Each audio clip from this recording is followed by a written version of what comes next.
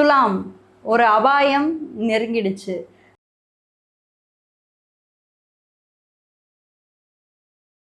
August மாத கிரகநிலை அடிப்படையில் நம்ம பார்க்கும்போது மற்ற கிரகங்கள்லாம் எப்படி இருக்கு, அதாவது எந்த ராசியா வேணாலும் இருக்கட்டும், பட் கிரகநிலைகள் எப்படியெல்லாம் அமர்ந்திருக்காங்க அப்படின்றத நம்ம பார்க்கும்போது முதல்ல செவ்வாய் எங்க இருக்காரு, அதாவது செவ்வாய்ன்றது மிக முக்கியமான ஒரு கிரகமா நம்ம வந்து பார்க்கப்படுறோம். அந்த செவ்வாய் பகவான் இந்த ஆகஸ்ட் மாதத்துல மிதுன ராசியில சஞ்சரிக்க போறாரு.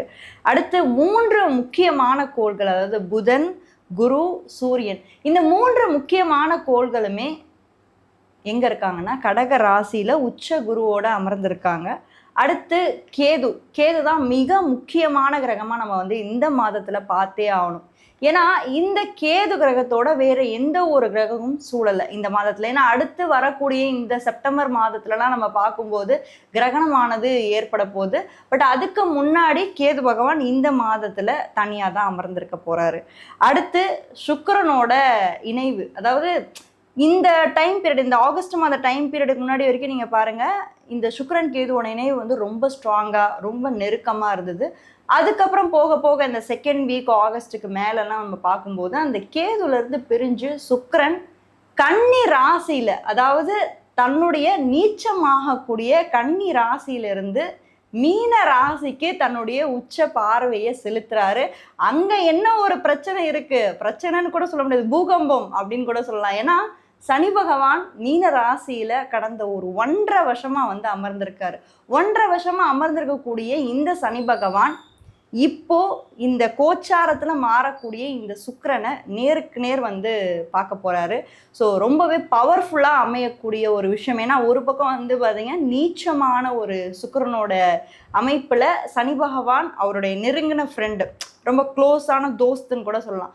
ஸோ அந்த சனி பகவான் இந்த சுக்கிரனை வந்து இந்த மாதம் வந்து பார்வையிடுறாரு. அதுக்கப்புறம் வேற யாரு, ராகு, கலியுகத்துடைய கடவுள், அதாவது கலியுகத்துடைய மகான் அப்படின்னு கூட நம்ம சொல்லலாம். இந்த ராகு பகவான் எங்க இருக்காருன்னா கும்பராசியில இந்த மாதம் மட்டும் கிடையாது, இந்த டிசம்பர் மாதம் முழுக்கவே, அதாவது எக்ஸாக்டா சொல்லணும்னா 18 months வந்து அவர் வந்து கும்பராசியில இருப்பாரு. அப்படியே சிம்ம ராசிக்கு நம்ம பார்த்தோம்னா அதுக்கு நேரடியா இருக்கக்கூடிய ராசியில உங்களுக்கு வந்து கேது பகவான் இருப்பாரு. ஸோ இந்த டிசம்பர் மாதம் வரைக்கும் ராகு கும்பராசியில சஞ்சரிக்க போறாரு. ஸோ வீடு கொடுத்த சனி பகவான் வந்து மீன ராசியில இருக்க போறாரு. ஸோ இதுதான் வந்து கோச்சார ரீதியா கிரக நிலைகள் வந்து மாதம் மாறிட்டே இருக்கு. அதை தான் நம்ம ஒவ்வொரு மாதமும் நம்ம பேசிக்கிட்டே இருக்கோம். ஒவ்வொரு மாதமும் கிரகங்கள் எப்படி எப்படி மாறுறாங்க, எந்தெந்த வீட்டுக்கு மாறுறாங்க. ஏன்னா நம்ம ஒரு ராசி பலன் எடுத்தோம்னா அது வந்து ஒரு பர்டிகுலர் ராசியை மட்டும் நம்ம மென்ஷன் பண்ண முடியாது. ஏன்னா இங்க பாருங்க 12 ராசிகள் இருக்கு இல்லைங்களா? ஸோ 12 ராசிகளும் 9 கிரகங்களும் இருக்கு. ஸோ அவங்க மாதம் மாறுவாங்க. மாதம் மாறக்கூடிய கிரகங்கள்னு சில இருக்கு, வருடம் மாறக்கூடிய கிரகங்கள்னு சில இருக்கு. ஸோ நம்ம ராசி பலன் பார்க்கும்போது ரெண்டுத்தையுமே எடுத்து தான் பார்க்கணும். ஸோ வெயிட்டேஜ் வந்து ரெண்டுமே இருக்கு. ஸோ நிறைய பேர் பண்ற தப்பு என்னன்னா, ராசி பலன் பார்க்கும்போது வெறும் ராசிநாதன் மட்டும் பார்ப்பாங்க, சனியை மட்டும் பார்ப்பாங்க, சுக்கிரன் அப்படி கிடையாதுங்க. மற்ற கிரகங்கள் கோள்கள் வக்ரமாவுதா? ஏன்னா இப்ப பாருங்க இந்த குறுகிய காலகட்டத்துல இந்த ஒரு டைம் பீரியட், இந்த ஜூலை மாசத்துலலாம் பாருங்க புதன் வந்து வக்ரமாயிட்டே இருந்தார். இப்ப இந்த ஆகஸ்டுக்கு அப்புறம்லாம் அவர் வக்ர நிவர்த்தி ஆகி நேர்கதிக்கு வந்து மாற போறார். ஸோ அப்ப கிரகங்கள் வந்து வக்ரமாகும், திரும்பி நேர்கதிக்கு வரும். இந்த மாதிரி நிறைய விஷயங்கள் வந்து ஒரு அற்புதமான ஒரு விஷயம் தாங்க ராசி பலன்.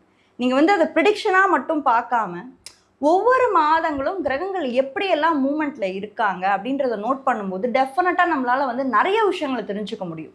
ஏன்னா இந்த பிரபஞ்சத்துல நிறைய விஷயம் சேஞ்ச் ஆகிட்டே இருக்கு, அது நம்மளால தான் வந்து கண்டுபிடிக்க முடியல.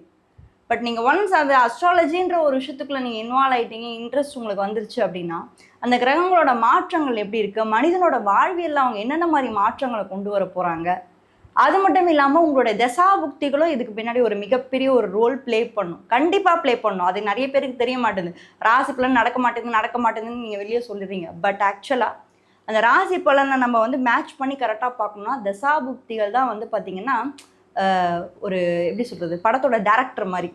இப்போ ஒரு படத்தோட டேரக்டர் எவ்வளோ முக்கியம், அவர் தானே எல்லாத்தையுமே வந்து அமைப்பார், புரியுதுங்களா? ஒரு ஹீரோ அமைக்கிறது, ஹீரோயின் அமைக்கிறது, எல்லாத்தையும் அமைக்கிறதும் ஒரு டேரக்டர் தான். ஸோ அப்போது அந்த தசாபுக்திகள் அப்படின்றது ஒரு டைரக்ஷன் கணக்கில் தான். ஸோ இவ்வளோவும் நம்ம தெரிஞ்சாதான் ஒரு ராசி பலன் அடிப்படையில் நம்ம எடுக்க முடியும்.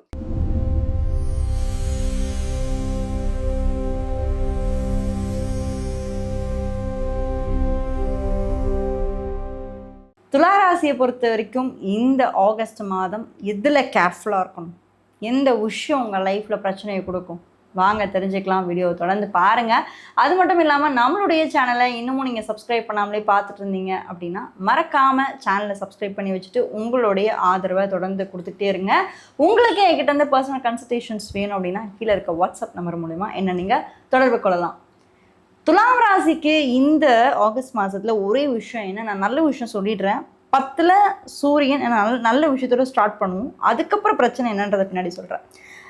சூரியன் புதன் குரு 10ஆம் இடம் தொழில் ஸ்தானத்தில் இந்த 3 கிரகங்கள் இருக்கிறது அப்படின்றது இந்த மாதத்தை பொறுத்த வரைக்குமே நல்லது தான், ஒன்றும் கெட்டது அப்படின்னு நான் வந்து சொல்ல முடியாது. ஏன்னா 3 கிரகங்களுக்கு உச்சமான குருவோட சூரியன் புதனோட சேர்க்கை வந்து இந்த டைம் பீரியட் இருக்கிறதுனால டெஃபினட்டாக ப்ரமோஷனுக்கான ஒரு டைம். ஏன்னா 10ல் குரு வந்தாலே ஒரு பதவி போய் தான் இன்னொரு பதவியை கொடுப்பார். நல்லா புரிஞ்சுக்கணும்.